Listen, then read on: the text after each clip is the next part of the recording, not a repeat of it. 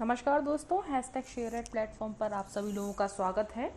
तो दोस्तों, जैसे कि हमने पिछले वीडियो में जाना ट्राइब्स पार्ट 2 में कि जो फर्स्ट फेज़ का हम जिसे कहें कि जो पहला चरण था जनजाति विद्रोह का, जिसे हम एक आकस्मिक विद्रोह की संज्ञा भी देते हैं, उसके बारे में हमने जाना।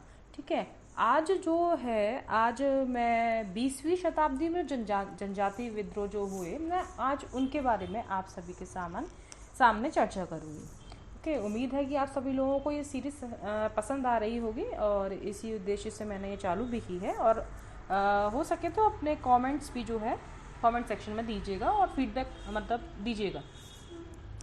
ठीक है, स्टार्ट करते हैं। 20वीं सदी में भी जो जनजातीय जो विद्रोह और असंतोष था, तो उसके कारण ऐसा नहीं है कि इस बार जो है कि कारण कुछ अलग थे। यहाँ संगठित होने का हम सभी चीज़ों के बारे में चर्चा करेंगे कि जो जनजातीय जो विद्रोह ये 20वीं शताब्दी में जो हुआ वो संगठित क्यों था और इसमें क्या क्या ऐसे कारण मौजूद थे जो अभी तक ये असंतोष बना ही हुआ था।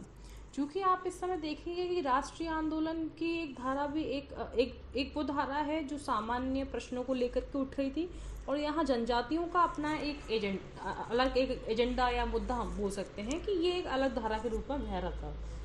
तो 20वीं सदी में जनजातीय विद्रोह और असंतोष इसके कारण पहले की तरह ही मौजूद थे, परंतु 20वीं सदी की जनजातीय विद्रोह की विशिष्टता यह थी कि इसमें वृहद राजनीतिक चेतना का विकास देखा जा सकता है। तो दोस्तों, जैसे कि हमने जाना कि इसमें और इसमें कारण में क्या डिफरेंस था, कारण सेम ही थे। वही कि वो उनकी जो जैसे मैंने बताया ना कि ट्राइब्स का अपना एक स्ट्रैटा होता है, अपना एक दायरा होता है जो उनके दायरे में घुसने की कोशिश करता है, या इवन हम ही बात करें कि हम अपना एक सामाजिक एक अपना दायरा बना के रखते हैं, और कोई कल को आके एकदम से अचानक से उसमें कुछ नया करने की कोशिश करता है या कुछ उसको बिगाड़ने की कोशिश करता है, तो सीधी सी बात है और ऑब्वियस सी बात है कि हम उसका विरोध करेंगे। तो ऐसे ही कुछ उनके साथ भी था, और वो तो काफ़ी प्रिमिटिव सोसाइटी थी। परंतु क्या हुआ कि जो 19वीं शताब्दी के जो विद्रोह थे उसमें क्या है, क्षेत्रीय थे कि सब लोग अपने अपने क्षेत्रीय दृष्टिकोण को लेकर के विद्रोह कर रहे थे। यहाँ पर अगर ब्रिटिशर्स ने कुछ नीति ला दी तो वहाँ पर उधर विद्रोह हो गया कोलों का, उधर कहीं छोटा नागपुर में कुछ हुआ तो वहाँ विद्रोह हो गया। तो ऐसे बटे हुए थे। लेकिन अब 20वीं सदी में क्या हुआ, यहाँ पर राजनीतिक चेतना का विकास अपन देख सकते हैं। कहीं कहीं तो सत्याग्रह एवं असहयोग की अनुशासित राजनीति का भी सहारा लिया गया। 1898 में आंध्र प्रदेश कुड़प्पा नेल्लोर जिले में चेंचू जनजाति ने विद्रोह किया, किंतु इन्होंने हिंसक तरीकों को न अपनाकर अपने अधिकारों को सुरक्षित करने के लिए गांधीवादी सत्याग्रह का तरीका अपनाया। दोस्तों, यहाँ पर आप देख रहे हैं किस तरीके से राजनीतिक चेतना का विकास हो रहा है। हालांकि यही चीज़ हमने देखा था कि संथालों में भी, वहाँ पर भी उन लोगों ने वैधानिक रास्ता अपनाया था, बट जब उससे काम नहीं चला तब वो हिंसा की ओर प्रवृत्त हुए थे। लेकिन यहाँ पर भी 20वीं सदी में, जैसे कि मैंने आपको बताया कि राष्ट्र में एक दो धाराएं बह रही थी, एक सामान्य प्रश्नों को लेकर के और एक अपना निजी प्रश्नों को लेकर के। तो जनजातीय विद्रोह को हम निजी प्रश्नों की श्रेणी में डालेंगे, है ना। लेकिन अब इनका जो है विकास सामान्य प्रश्नों के साथ भी हो रहा था, इसलिए आप देख सकते हैं कि यहाँ पर गांधीवादी सत्याग्रह की बात हो रही है। यह इस बात का सूचक है कि वे ब्रिटिश सरकार की शक्ति एवं अपनी कमजोरी से परिचित थी। तो दोस्तों, ये है, अगर आपने राजनीति विज्ञान या फिर आपने नॉर्मली वेब सीरीज भी देखे हों, तो खास करके मैं बात करूंगी रानी लक्ष्मीबाई की मूवी की, यदि आपने देखी हो तो उसमें एक बात की गई थी कि जब शत्रु आक्रमण करते हैं तो रानी लक्ष्मीबाई ने अपने सैनिक से कहा था कि हमें शत्रु पक्ष की शक्ति और अपनी कमजोरियों और जो हमारी शक्तियां हैं उनके बारे में भली भांति परिचित होना आवश्यक है। तभी हम जो है कोई युद्ध या कोई भी आगे रणनीति को आगे बढ़ा सकते हैं। तो वही चीज़ इसमें देखी जा रही थी कि अब वो अपना एक उनकी क्या लिमिटेशंस है और ब्रिटिश सरकार की पहुंच कहाँ तक है, वो इन सबको देख कर चल रहे थे। उड़ीसा में खोंड जनजाति एवं छोटा नागपुर में उरांव, ये क्या उरांव क्या था, कृषक जनजाति समूह था। इनके विद्रोह में एक नई बात देखी गई कि विद्रोही को बाह्य जगत की पूरी जानकारी थी। वे प्रथम विश्व युद्ध एवं उसमें ब्रिटिश शक्ति की संभावित हार से परिचित थे।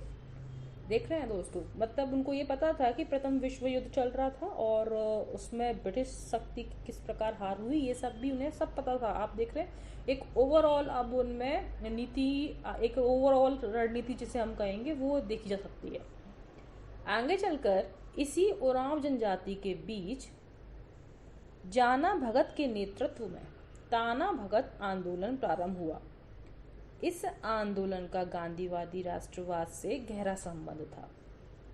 मयूरभंज जिला यानी कि जो उड़ीसा में है, संथाल विद्रोह और मणिपुर जिले में कुकी जनजाति विद्रोह कुछ बातों में आधुनिक था। कैसे? यह जनजाति पश्चिमी मोर्चे पर निम्न कार्य के लिए जनजातीय श्रमिकों को भेजे जाने की घटना से असंतुष्ट थे।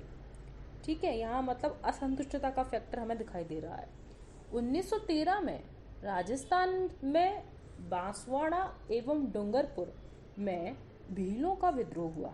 इस विद्रोह में कोई नई बात नहीं देखी गई, क्योंकि इस विद्रोह में धार्मिक आंदोलन को भूमि एवं कृषि की समस्या के साथ जोड़ दिया गया।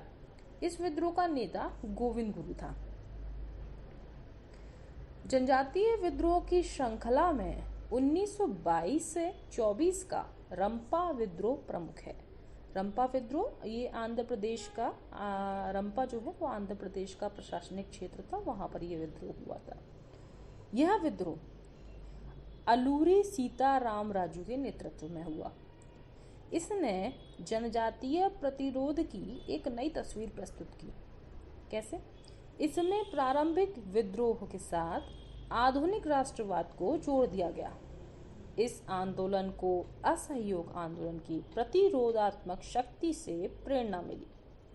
यद्यपि असहयोग आंदोलन की असफलता से इस आंदोलन में भी निराशा जागृत हुई थी, किंतु अलूरी सीताराम के मसीहावादी प्रभाव से आंदोलन में नई स्फूर्ति पैदा हुई। इस आंदोलन की एक अन्य विशेषता यह भी थी कि इसके नेतृत्व को शक्ति कुछ बाहरी गतिविधियों से भी प्राप्त हुई।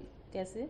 इस आंदोलन की एक अन्य विशेषता यह थी कि अलूरी सीताराम राजू ने इसे असहयोग आंदोलन के हिंसात्मक पक्ष से जोड़ दिया। तात्पर्य यही था कि इस आंदोलन के दौरान हिंसात्मक गतिविधियां भी बढ़ी। अहिंसा, जैसे कि हमने देखा कि किस प्रकार ये मार्ग अहिंसा से हिंसा की ओर गया। 1920 के दशक में उत्तर पूर्व के मणिपुर में जेदो नांग के नेतृत्व में एक आंदोलन प्रारंभ हुआ। जेदो नांग एक सैनिक के रूप में विदेशों में काम कर चुका था। इस तरह वह एक शिक्षित एवं जागरूक व्यक्ति था। इसका प्रभाव स्थानीय आदिवासी जनता पर पड़ा। उसने अपने प्रभाव से मणिपुर के आसपास की जनजातियों को संगठित किया। परिणाम स्वरूप इन क्षेत्रों में जनजातीय आंदोलन प्रारंभ हुए। यह आंदोलन एक राष्ट्रवादी आंदोलन था जो अंग्रेजी शासन पद्धति के खिलाफ था। जेदो नांग को आंदोलन भड़काने के लिए दोषी माना गया और उसे फांसी दे दी गई। आगे चलकर उसी भतीजी ने आंदोलन को आगे बढ़ाया। उसने इसे अहिंसात्मक तरीके से चलाया। 1932 में उसे गिरफ्तार कर लिया गया और 47 तक वह जेल में रही। तो देख रहे हैं कैसे दोस्तों आंदोलन का ट्रांसफर जनरेशन वाइज भी देखा गया। समग्र जनजातीय आंदोलन की भूमिका का अध्ययन इस तथ्य को उजागर करता है कि आंदोलनात्मक गतिविधियां समय के अनुरूप बदलती रहीं। आंदोलनात्मक गतिविधियों की विशेषताओं के आधार पर दो अलग अलग कालखंड दिखाई दिए। एक तो 19वीं शताब्दी में हुए जनजातीय आंदोलन और दूसरे 20वीं शताब्दी में जनजातीय आंदोलनात्मक गतिविधियां, जो कि हमने दोस्तों पहले डिस्कस किया। पहले कालखंड में क्या हुआ? जनजातीय आंदोलन में क्षेत्रीयता का प्रभाव स्पष्ट रूप से देखा जा सकता था। इन क्षेत्रीय आंदोलन में समरूपता अधिक थी। कहने का तात्पर्य यही है कि उनके बुनियादी कारण या तो धार्मिक थे या तो क्षेत्रीय जागीरदारों, जमींदारों अथवा महाजनों के शोषण के विरुद्ध थे। इस कालखंड में हुए आंदोलन की एक खास बात यह थी कि इनमें राष्ट्रवादी तत्वों का अभाव था और क्षेत्रीय नेताओं का ही इस पर असर था। इस लंबे कालखंड में यही स्थिति बनी रही। जनजातीय आंदोलन के दूसरे कालखंड में राजनीतिक गतिशीलता बढ़ी। दोस्तों, हम सेकंड फेज के हम फर्स्ट फेज और सेकंड फेज दोनों का एक मूल्यांकन कर रहे हैं।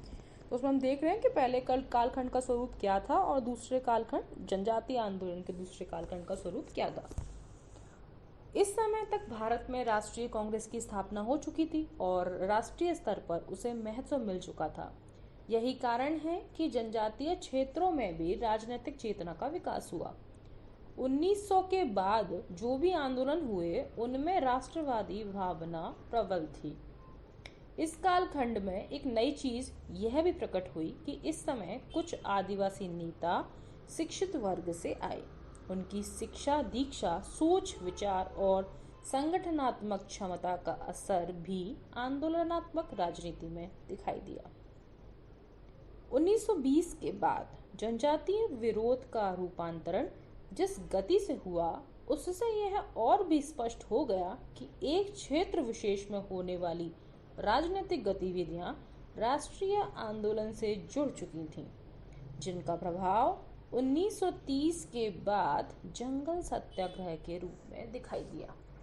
तो दोस्तों, जैसा कि आपने देखा इन 3 वीडियोस के माध्यम से मैंने ट्राइब्स के जो हुए आंदोलन इंडियन नेशनल मूवमेंट के टाइम पर उसके बारे में चर्चा की। होप सो कि आप सभी लोगों को यह वीडियो पसंद आ रहा होगा और ओपन फॉर फीडबैक। अगर आप फीडबैक देना चाहें तो दे सकते हैं और आप फीडबैक देंगे तो इससे हमें ये आगे के लिए दिशा मिलती है कि हम एक सही दिशा में जा रहे हैं और आप लोगों के लिए रेलेवेंट चीज़ प्रोवाइड करवा रहे हैं। Thank you very much.